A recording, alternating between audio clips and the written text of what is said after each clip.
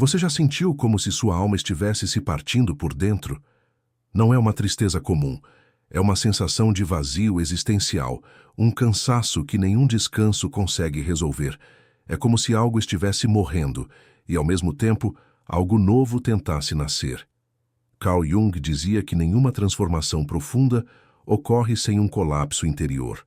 Esse colapso não é um erro nem um castigo, é o início silencioso de uma jornada sagrada. Quando a alma entra em colapso, tudo aquilo que é superficial começa a perder significado.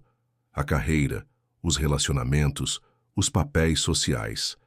Até aquilo que antes lhe trazia alegria parece desprovido de sabor. Não se trata de depressão no sentido clínico, mas de um chamado interno. O encontro com a própria sombra é o início da iluminação. Carl Jung. Nesse momento, a vida parece puxá-lo para baixo, mas na verdade está tentando puxá-lo para dentro. É como um terremoto interno. O chão de uma identidade falsa treme, máscaras caem e tudo aquilo em que você acreditava desmorona. Esse processo é doloroso, porque o ego resiste, esforçando-se para manter as aparências. Mas a alma tem outro plano. Ela está prestes a despir você de tudo o que não é genuinamente seu. E como em qualquer renascimento, esse começo exige uma morte, não a física, mas a morte das ilusões, das velhas versões de si mesmo, dos medos que você aprendeu a chamar de eu. Aqui está uma verdade dura, porém libertadora. A alma precisa colapsar para se libertar. Se você sente que está quebrando por dentro, talvez esteja, na verdade, começando a se reconstruir de verdade. Esse é o ponto zero da jornada. O início não para fora, mas para dentro. Depois do colapso inicial, algo começa a acontecer. Você se sente perdido entre dois mundos. O antigo eu está morrendo, mas o novo ainda não nasceu. Esse espaço entre quem você foi e quem está se tornando é conhecido como a noite escura da alma. Jung compreendia exatamente o que isso significava. A iluminação não ocorre imaginando figuras de luz, mas sim tornando consciente a escuridão. Carl Jung. Essa fase não é um erro de percurso, é o próprio percurso. Na noite escura, você começa a encontrar partes de si que estavam escondidas, rejeitadas e esquecidas. Medos, traumas e dores antigas que você varreu para debaixo do tapete emocional por anos. Essa é a hora da sua sombra, o lado oculto da psique. A sombra é tudo aquilo que você negou em si mesmo para ser aceito pelo mundo. A raiva reprimida, a inveja oculta, a fragilidade escondida. Agora, ela bate à sua porta, não para puni-lo, mas para libertá-lo. Sim, vai doer. Você vai querer fugir. Mas quanto mais tentar escapar da sombra, mais poder ela terá sobre você. Jung dizia que apenas aquilo que é aceito pode ser transformado. A sombra não é um inimigo, é um guia disfarçado.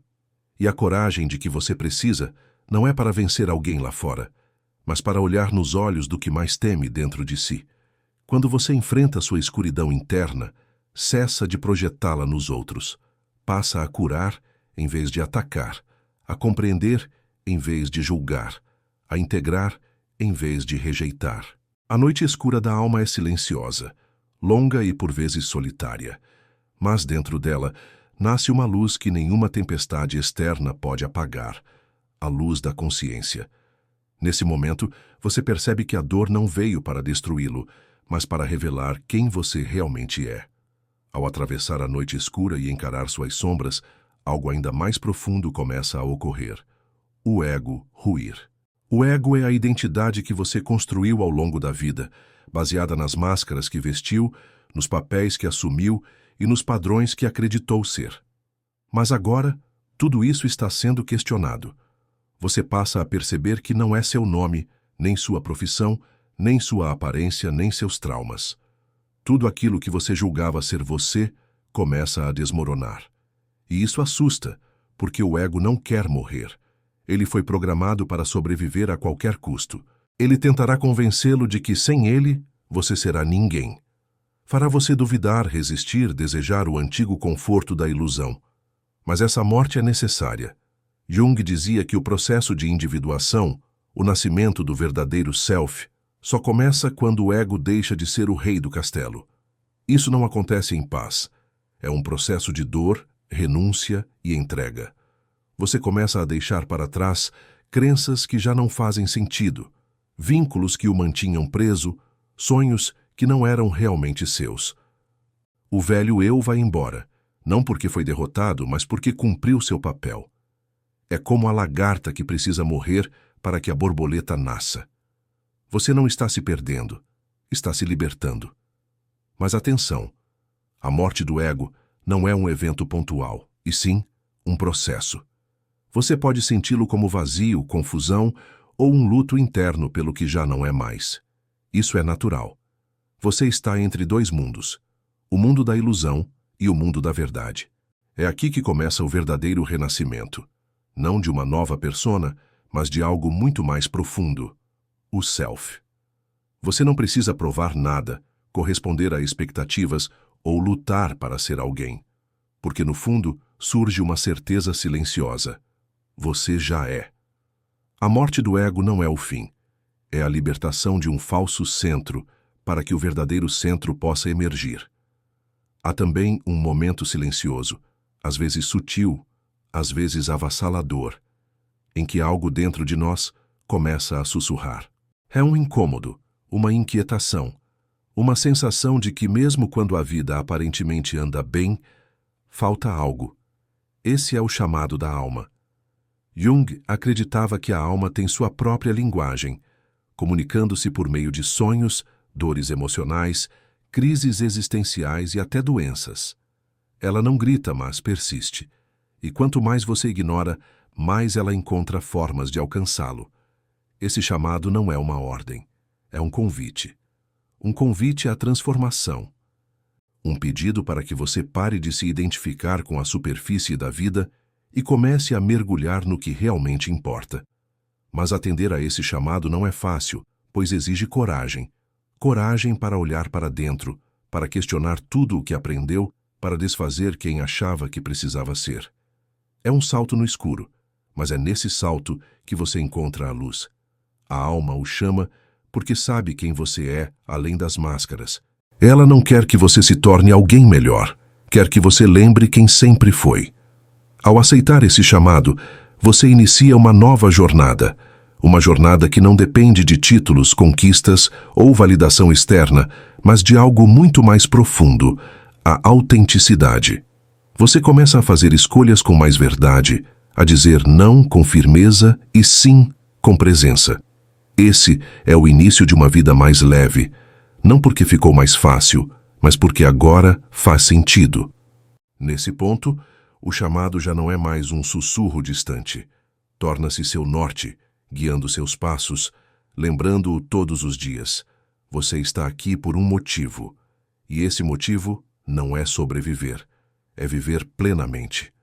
Depois de ouvir o chamado da alma, a jornada não termina, apenas começa de fato. Carl Jung chamava esse caminho de individuação. Mas o que isso realmente significa?